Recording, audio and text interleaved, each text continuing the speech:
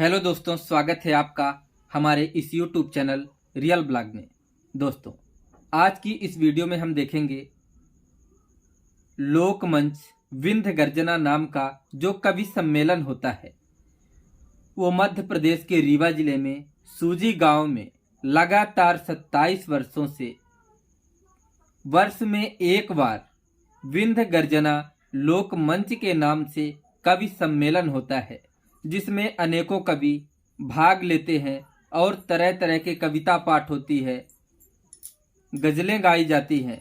तो आप पूरे के पूरे इस कार्यक्रम का आनंद उठा पाएंगे रियल ब्लॉग के माध्यम से। तो चलिए दोस्तों, देखते हैं कि कैसा है ये कवि सम्मेलन का विंध्य गर्जना।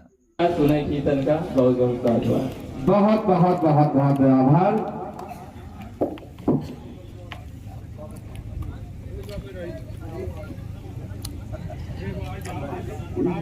जी जी जी, बहुत बहुत बहुत अभिनंदन। और बहुत अच्छा, मैं तो कहूँगा किस बिंद क्षेत्र में ये पहला पैरोडी कार बनने जा रहा है। एक बार जोरदार ताली चाहूंगा भाई विवेक के लिए। बहुत सुंदर यह संयोजन शब्दों का, और जिस प्रकार से आपने गीतों में ढालने का प्रयास किया, बहुत बहुत बहुत बधाई दे रहा हूँ। और निसंदेह बिंद में ऐसे रचनाकारों की निसंदेह बहुत ही जरूरत है, आवश्यकता है।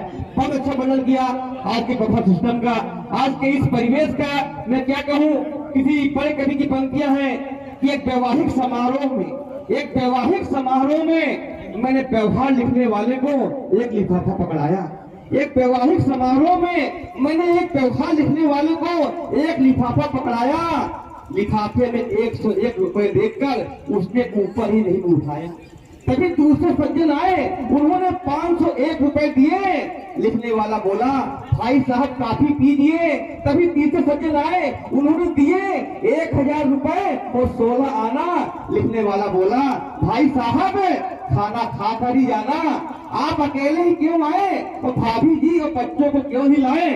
उसकी इस प्रकार की बात को सुनकर खाना खाने की बात छोड़िए, मैं काफी पीने की हिम्मत तक नहीं जुटा पाया। तब से ऐसे मामलों में कोई रिस्क नहीं लेता हूँ। वो खाना खाने के बाद ही व्यवहार देता हूँ, और तो और पूरा हिसाब किताब लगा लेता हूँ। और 201 रुपए से अधिक देने होते हैं तो पूरे परिवार के साथ ही जाता हूँ। क्या करूँ, यही यथार्थ है। आज व्यावहारिकता में फंसा स्वार्थ है। आज हम संबंधों को अर्थ की तुला में तौलने लगे हैं। इसीलिए प्यार की नहीं, पैसे की भाषा बोलने लगे हैं। बहुत बहुत धन्यवाद, आभार, आदरणीय आपका।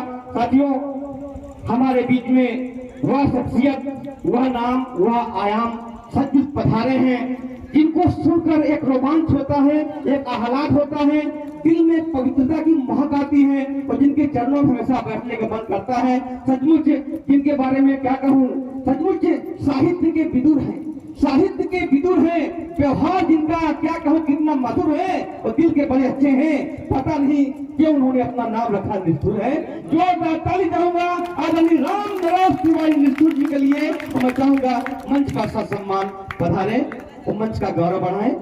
बिल्कुल वो सचमुच जी, उस शख्सियत के बारे में क्या कहूँ, सचमुच जिन्हें कविताओं के क्षेत्र में सबसे बड़ा आनंद कहते हैं, और कविता को सचमुच लोग परमानंद कहते हैं। और आदरणीय शांति दूत जी को देखकर सचमुच काव्य जगत का लोग जिन्हें देवानंद कहते हैं। चिर देखेंगे, एक जोरदार ताली चाहूंगा। सचमुच 65 वसंत पार कर चुके हैं जीवन के, लेकिन जिनको देखकर हम जैसे युवा भी लजा जाते हैं। मैं क्या कहूँ, यही कहूँगा, सचमुच जीवन की यथार्थ कहानी को पकड़ लिया है, अपने हाथ से बहते पानी को पकड़ लिया है। और यही कहूँगा, डॉक्टर शांति दूत जी ने लगता है सचमुच जवानी को पकड़ लिया है। एक बार जोरदार ताली चाहूंगा आदरणीय शांति दूत डॉक्टर राम स्वरूप द्विवेदी शांति दूत जी के लिए। और चाहूंगा मंच पर आकर मंच को गौरव प्रदान करें। और मैं चाहूंगा यह सम्मान का जो क्रम है, हमारे जो श्रेष्ठ हैं, सचमुच बड़े हैं, वरिष्ठ हैं, आदरणीय डॉक्टर साहब और निष्ठुर जी और आदरणीय भैया से अनुरोध करता हूँ, ये सम्मान का क्रम जो है यह इसका निर्वहन करें और हमें निसंदेह गौरव प्रदान करें।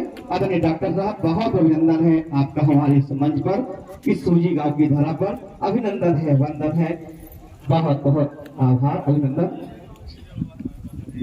बहुत बहुत अभिनंदन। जी जी जी,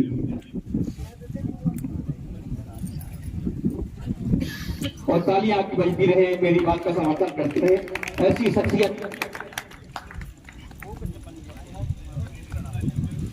और मैं उस साहित्य के विदुर के लिए, उस पुरोधा के लिए, उस नाम के सम्मान के लिए बड़े गर्व के साथ, बड़े अनुरोध के साथ, बड़े आदर के साथ जिनका नाम ले रहा हूँ, बहुत बड़ी शख्सियत परम आदरणीय दादा इंद्रपाल सिंह जी को मैं आमंत्रित कर रहा हूँ कि आदरणीय निष्ठुर जी का सम्मान करें और हमें गौरव प्रदान करें। एक बार जोरदार तालियां आदरणीय के सम्मान के लिए। आदरणीय निष्ठुर जी का सम्मान, इस बिंदधरा का बहुत बड़ा नाम, संचालक कहूँ, साहित्यकार कहूँ, कवि कहूँ, न जाने कितने विशेषण अपने आप में समेटे हैं आपने। एक बार जोरदार ताली, बहुत बहुत बहुत अभिनंदन है, आभार है आदरणीय का हमारे मंच से। तो साथियों, परम आदरणीय डॉक्टर सांकेत दूत जी, जिन्हें सचमुच यह श्रृंगार का कवि नहीं, सचमुच श्रृंगार कहा जाता है, उनके सम्मान के लिए मैं अपने मंच पर आमंत्रित कर रहा हूँ। ये बात करुणाई के प्रतीक आदरणीय राजेश पांडे जी को, भैया को आमंत्रित कर रहा हूँ कि श्री फल और साल द्वारा सम्मानित करें डॉक्टर राम स्वरूप द्विवेदी सांकेत दूत जी को। बहुत बहुत अभिनंदन, आभार। आदरणीय डॉक्टर साहब से अनुरोध है कि थोड़ा आगे की ओर आकर यह सम्मान ग्रहण कर हमें गौरव प्रदान करें। आदरणीय डॉक्टर साहब,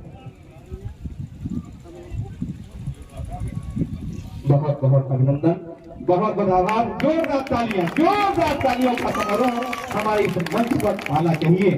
साथियों, यह बहुत ही गौरवशाली क्षण है, बहुत ही गौरवशाली यह पल है और बहुत ही गौरवशाली यह मंच है। 21 मार्च को यह कार्यक्रम होना था, लेकिन इंद्रदेव जी की ऐसी कृपा, कुछ ऐसा अवरोध आया कि यह कार्यक्रम आज संपन्न होने जा रहा है। और शुरू में भी बूंदाबांदी हुई, डर रहा, लेकिन डर मुझे बिल्कुल नहीं रहा।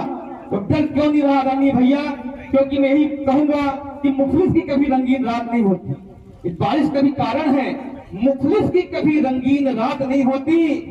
जो बिछड़ गए हमसे, उनसे मुलाकात नहीं होती। और याद करके मुझे कोई रोया होगा, याद करके मुझे कोई रोया होगा, वरना अप्रैल के महीने में बरसात नहीं होती। निसंदेह हर चीज का कोई ना कोई कारण होता है और उससे कारण की सार्थकता को हम जानने का प्रयास करते हैं।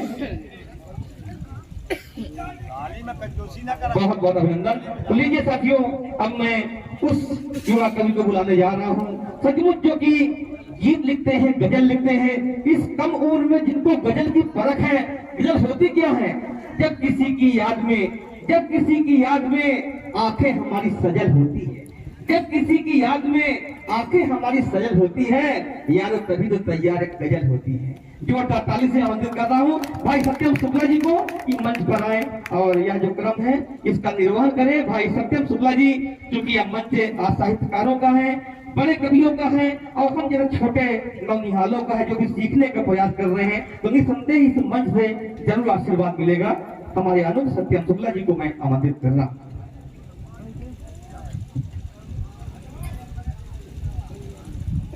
मंच को प्रणाम करता हूँ। यहाँ पर उपस्थित सभी सुधी श्रोताजनों को प्रणाम करता हूँ और कुछ एक प्रतिनिधि गजल पढ़कर शुरुआत करता हूँ आप सभी के सामने। ज्यादा समय नहीं लूंगा और आप तक पहुंचे तो आप लोग सूचित कीजिएगा कि बात और बिगड़ी मेरे समझाने के बाद, बात और बिगड़ी मेरे समझाने के बाद, और लोग आए थे क्या मेरे जाने के बाद। वाह! बात और बिगड़ी मेरे समझाने के बाद, और लोग आए थे क्या मेरे जाने के बाद। जो रूठता था कोई तो मना लेता था मैं, वाह! जो रूठता था कोई तो मना लेता था मैं, ये हुनर भी खोया मैंने तेरे जाने के बाद। वाह वाह वाह वाह सत्यम वाह! और वक्त अच्छा था तो सभी यार थे मेरे, वक्त अच्छा था तो सभी यार थे मेरे, मैं अकेला रह गया इन्हें आजमाने के बाद। वक्त अच्छा था तो सभी यार थे मेरे, मैं अकेला रह गया इन्हें आजमाने के बाद।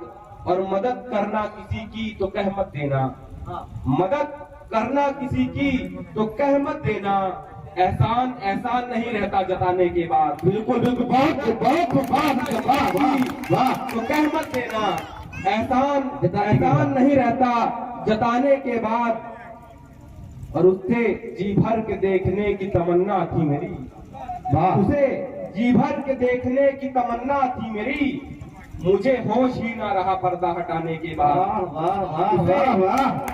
जी भर के देखने की तमन्ना थी मेरी, मुझे होश ही ना रहा पर्दा हटाने के बाद। और तोड़ करके दिल मेरा तुम हाल पूछते हो, तोड़ करके दिल मेरा तुम हाल पूछते हो, मुझे मजा आ रहा है जख्म खाने के बाद।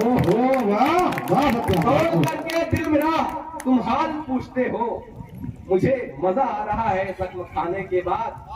और चारागर रहने दे मेरा इलाज मत कर, चारागर रहने दे मेरा इलाज मत कर, मेरा दर्द बढ़ गया है मरहम लगाने।